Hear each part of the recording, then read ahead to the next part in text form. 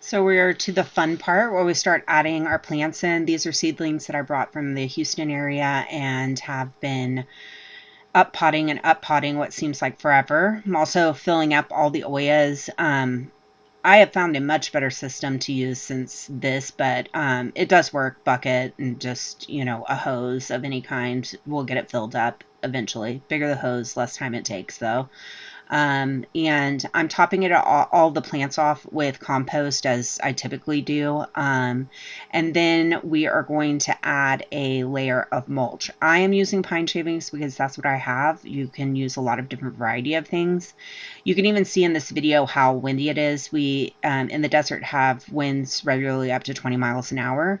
So in addition to putting down the pine shavings, I'm also going to be putting down burlap and pinning it down with lawn pins so that it can keep the pine shavings from blowing away.